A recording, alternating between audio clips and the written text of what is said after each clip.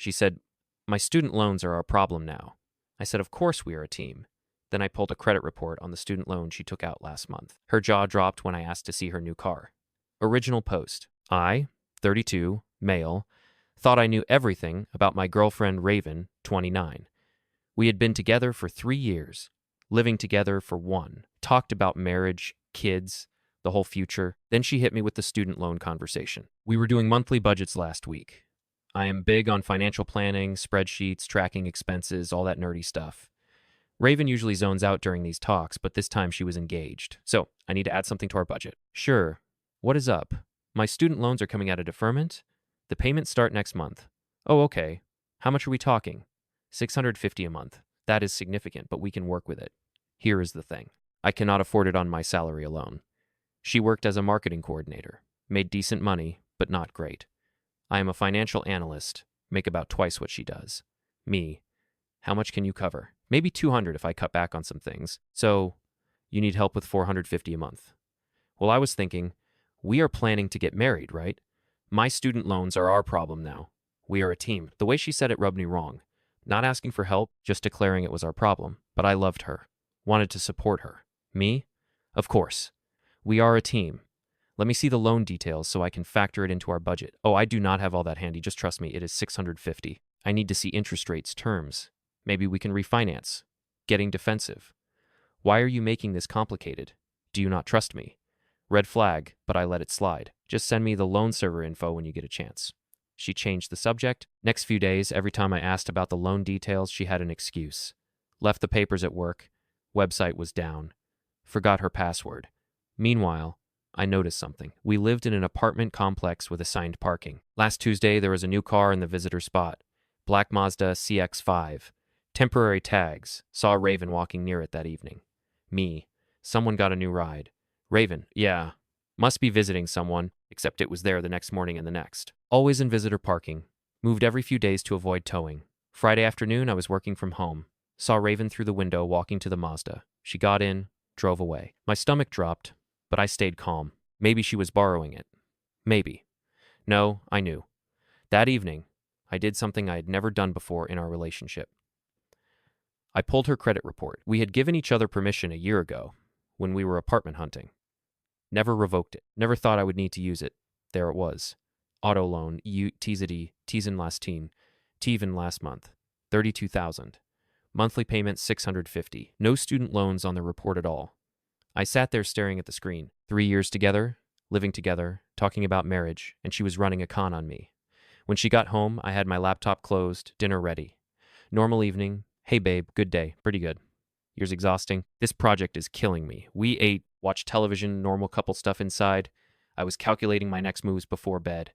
Hey, did you get that loan info for me? I forgot again. I am so sorry. I will definitely get it tomorrow. No rush. Just want to help you with your student loans. Kissing me. You are the best. I am so lucky. Yeah, lucky. Update 1. Spent the weekend gathering evidence. The car was registered to her insurance too. Found the dealer's website. She bought it from a place known for approving anyone with a pulse. Monday. I came home early. Parked where I could see the visitors' spots. Sure enough, there was the Mazda. Waited until I saw her walking toward it after work. I followed her. She drove it to a gas station 2 blocks away, filled up, then drove back and parked in visitor again. When she came in. Me. How was your day? Good. Oh, I finally got that loan information. She handed me a printed page, generic template from some website filled in with fake information. Federal Direct Loans, 45,000 balance. This is helpful.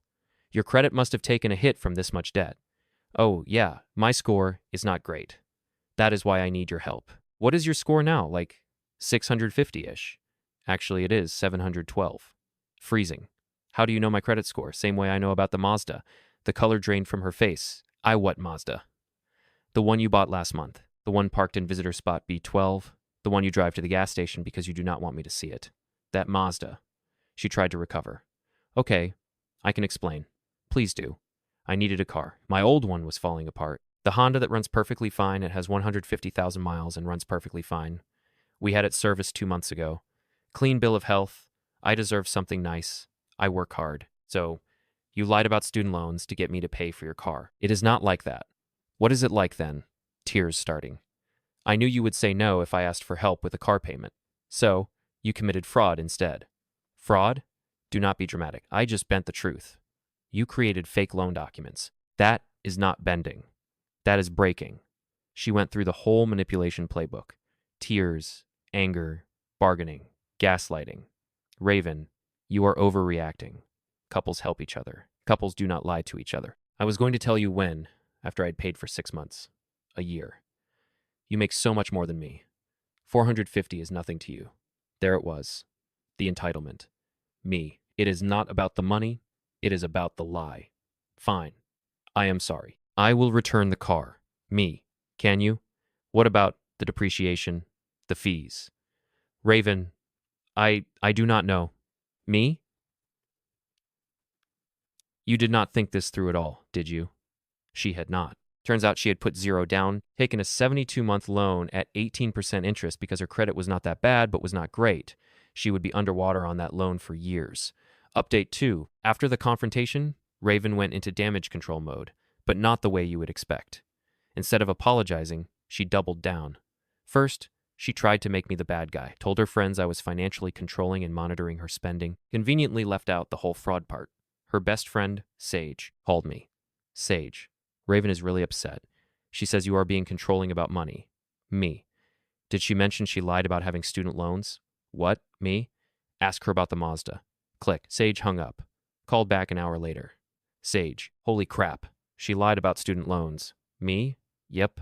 That is wow. I am sorry, Levi. I had no idea. But Raven was not done. She switched tactics. Tried to retroactively make it okay. I have been thinking we should just combine finances completely. What is mine is yours. What is yours is mine. Hard pass. Why do you not trust me? You literally just tried to defraud me. That is such a strong word. Then came the guilt trips about her background. Suddenly, she had a whole sob story I had never heard in 3 years. Raven, you do not understand what it is like growing up poor. I never had anything nice. You grew up middle class. I have met your parents. They are accountants. Emotionally poor. They never supported my dreams. Your dream of having a Mazda? She started parking the car in the regular lot like that would normalize it. Started referring to it as our car. Want to take our car to dinner? Me? My car is fine. Your car can stay here. The entitlement got worse. Since I would not pay half her car payment, she decided to stop contributing to household expenses. I cannot afford groceries this week. Car payment. You know that is your choice. So, you will let me starve? There is food here. You just cannot eat out 5 times a week anymore. She started taking things from the apartment to her car. Her clothes, obviously, but also shared stuff. The good coffee maker, the Ninja blender, half the towels. Me? Why is your stuff in the car? What? I am just organizing. Me organizing for what? Nothing. God, you are so paranoid now. Found out from apartment management she had been asking about getting her name on the lease without telling me. Manager, your girlfriend was asking about lease modifications. Wanted to know if she could be added without your signature. What did you tell her? That both parties need to agree to any changes. Thanks for the heads up. Then the real kicker. She applied for another loan. Personal loan this time. Listed me as a reference. The lender called lender. Mr. Morrison calling about Raven Delaney's loan application. She listed you as a financial reference. I am not comfortable being a reference. Oh, she said you were her fiancé and managed household finances together. Me? We are not engaged, and we keep finances separate. Leonard, I see. Thank you for clarifying. That loan got denied. Update 3. When the personal loan fell through, Raven panicked. Turns out she was in deeper than just the car. I need your help. No. You do not even know what I am asking. Do not need to. Answers no. I am about to lose the car already. It has been 1 month. Turns out she had not paid the first payment. Use that money for the insurance down payment instead. Now she was behind on both. Raven, just 1 payment. I will pay you back. With what money? I will figure it out. Like you figured out the fake student loans? She tried one more manipulation. The nuclear option. I am pregnant. No, you are not. How would you know? Because you posted Instagram stories drinking wine with Sage last night. That was fake for the photo and the tampons I bought you last week. She deflated. Fine, I am not pregnant. That is when I gave her notice. You need to find somewhere else to live. You have 30 days. You are kicking me out over a car over lies, fraud, manipulation, theft of household items. Take your pick. Where am I supposed to go? That is not my problem. Maybe you can live in your Mazda. She laughed. Thought I was joking. I was not. The next 3 weeks were tense. She tried everything. Seduction ignored. Rage documented. Destruction recorded. Even tried to get my family involved. My mom called. Raven says you are throwing her out because she bought a car. Me? She lied about having student loans to trick me into paying for it. Mom. Oh, well then. Want me to come help you pack her things? As the move-out date approached, reality hit. She could not afford an apartment and the car. The car was getting repossessed anyway. She was now 2 payments behind. Her parents would not take her back.